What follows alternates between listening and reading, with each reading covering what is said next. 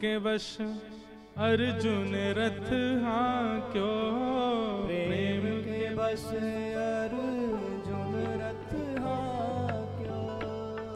भूल गए ठकुराई सबसे ऊंची, प्रेम सगाई सबसे ऊंची प्रेम सगाई।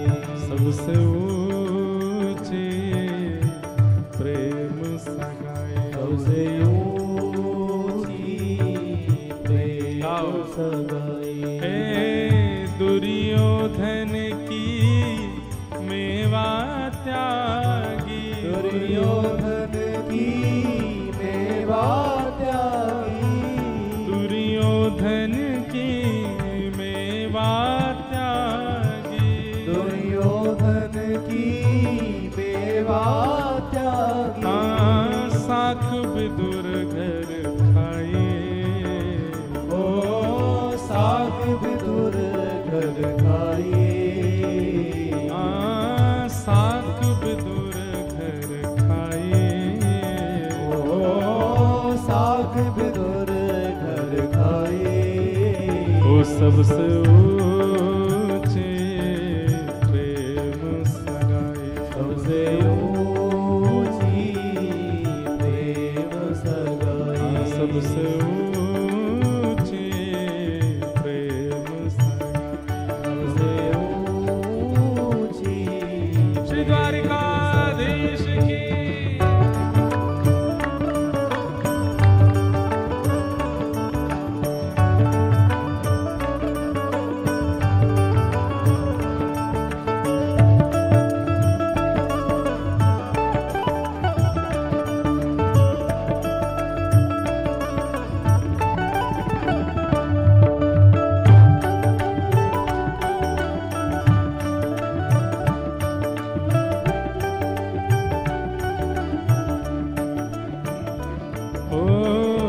ऐसी प्रीत बढ़ी वृंदावन। ऐसी प्रीत बढ़ी वृंदावन। ऐसी प्रीत बढ़ी वृंदावन। ऐसी प्रीत बढ़ी वृंदावन। गोपियन रास रचाए, ओ गोपियन रास रचाए। हाँ गोपी संग रास रचाए। गोपी संग रास रचाए। क्यों?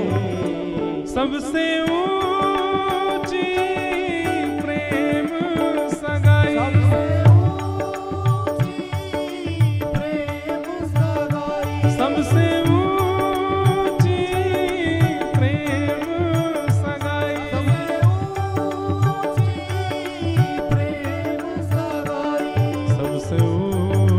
ऊंची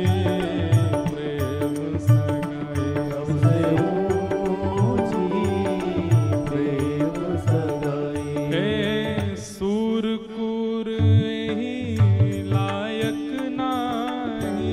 सूरकूर ही लायक नाही। सूरकूर ही लायक नाही। सूरकूर ही लायक नाही। कहीं विधि करहूँ बड़ाई। ओ कहीं विधि करो बड़ाई। हाँ कहीं विधि करहूँ बड़ाई। ओ कहीं विधि करो बड़ाई। हे सबसे ऊंची प्रेम सगाई। सबसे ऊंची प्रेम सगाई। सबसे ऊंची प्रेम सगाई। सबसे ऊंची प्रेम सगाई। सबसे ऊंची प्रेम सगाई। सबसे ऊंची प्रेम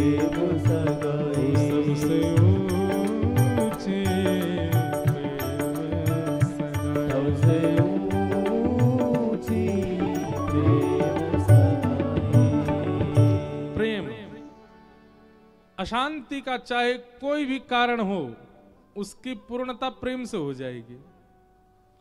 प्रेमी चित्त यदि है आपका, तो कोई भी विलगता क्यों ना आ रही हो, चाहे शारीरिक पीड़ा है, मानसिक पीड़ा है, बौद्धिक पीड़ा है, पारिवारिक पीड़ा है, आप प्रसन्न ही रहोगे, क्योंकि प्रेम से भरपूर। अब वो प्रेम ठाकुर जी से हो तो वो प्रीति, वो प्रसन्नता आपकी बनी रहेगी। आप सदैव अंदर से अपने आप को संतुष्टि रखोगे, चाहे फिर कुछ हो जाए संसार में। व्यक्ति विशेष संसार में किसी से प्रेम हो जाए तो आपको संसारी दुविधाएं लगेंगी, लेकिन भगवत प्रीति यदि चित्त में है तो संसारी व्यवस्थाओं से आपका कुछ बिगड़ने वाला नहीं, आप प्रसन्न ही रहोगे। आपके चित्त में एक अद्भुत शांति सी ही रहेगी। प्रेम। नारद जी महाराज ने वेद व्यास जी से कहा, हे व्यास जी, आपकी अशांति का कारण क्या है कि आपने धर्म को बता दिया, अर्थ को बता दिया, इतने ग्रंथों में कामनाओं की पूर्ति बता दी, मोक्ष की प्राप्ति बता दी, पर प्रेम की प्राप्ति नहीं बताई, इसलिए आपका चित्त अशांत है। मैं कहा करता हूं कथा में कि नारद जी ने विशेष रूप से कहा कि भगवान, आपके जो द्वारा रचे हुए ग्रंथ है ना, इन ग्रंथों से श्रद्धा बढ़ेगी, आस्था बढ़ेगी, विश्वास बढ़ेगा, ठाकुर जी के प्रति प्रेम नहीं बढ़ेगा। और जब तक प्रेम वर्धन करने वाला ग्रंथ आप नहीं लिखोगे, तब तक आपके चित्त को अशांति नहीं होगी। ऐसा कुछ लिखो जिससे सुनने वाले, पढ़ने वाले, बोलने वाले को प्रेम हो ठाकुर जी से, ठाकुर जी से प्रेम हो जाए।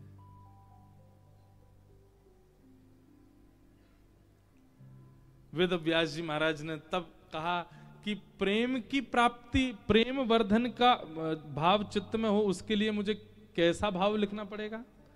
बोले ठाकुर जी के ऐश्वर्य नहीं, ठाकुर जी के गुणों का वर्णन करो, ठाकुर जी के स्वभाव का वर्णन करो, तो स्वभाव सुनकर के प्रेम अपने आप हो जाएगा। अब जिससे ब्याह होना है, लड़का का आपने सारे गुण बता दिए, बहुत धनवान है, उस पर ये वाली गाड़ी है, इतना कमाता है, कद इतना बड़ा है, कॉम्प्लेक्शन ऐसा है, ऐसे हंसता है, ऐसे चलता है, सब बता दिया आपने। गुण तो बहुत सारे बता दिए। कन्या ने ब्याह भी कर लिया, 2 साल बाद बेचारी रो रही थी, क्यों? सब कुछ था, स्वभाव तो बताया नहीं आपने, उसका स्वभाव कैसा है। स्वभाव तो बिल्कुल उल्टा था, बाकी सारे गुण तो थे, स्वभाव तो था ही नहीं। तो यही बात नारद जी ने कही, बोले आपने जितने भी ग्रंथ लिखे सब में भगवान का गुण लिखा है, स्वभाव नहीं लिखा। अब ऐसे ग्रंथ की रचना करो जहां ठाकुर जी का स्वभाव हो। ठाकुर जी का स्वभाव कैसा है? कितने वर्णन करें ठाकुर जी के स्वभाव का, एक से एक स्वभाव है ठाकुर जी के।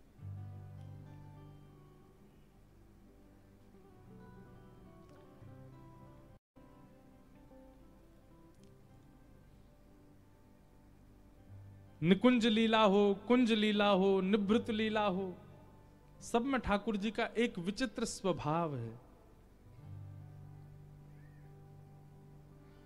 एक लीला ऐसे सुनाते हैं हमारे ब्रज में।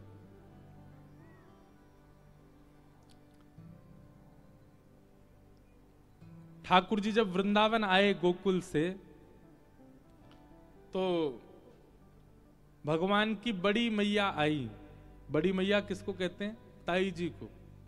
हमारे ब्रज में आज भी ताई जी, ताऊ जी, चाचा चाची कम बोलते हैं। हमारे ब्रज में आज भी बोलते हैं छोटी मम्मी छोटे पापा, या छोटी माँ छोटे पिताजी, बड़ी माँ बड़े पिताजी, ये ताऊ जी कई घरों में आज भी बोलते हैं ऐसा। तो ठाकुर जी यशोदा मैया एक गोद में बैठे, इतने में ही बूढ़ी सी एक मैया आई। ठाकुर जी बोले, मैया जो कौन है, धाम धुल्ला सी चली आ रही है। मैया बोली, ऐसे ना बोलो, धाम धुल्ला समझते हैं? धाम धुल्ला समझते हैं? कई ऐसी माताएं होती ना, उनसे चला भी नहीं जाता, इतनी तगड़ी होती हैं, और ऐसे ऐसे करके चलती हैं। कोई बैठी हो तो बुरा नहीं मानना। मतलब अपने वजन के कारण उनसे चला नहीं जाता, उनको दो लोग ऐसे करके चलते हैं, इसको कहते हैं धाम धुल्लासी।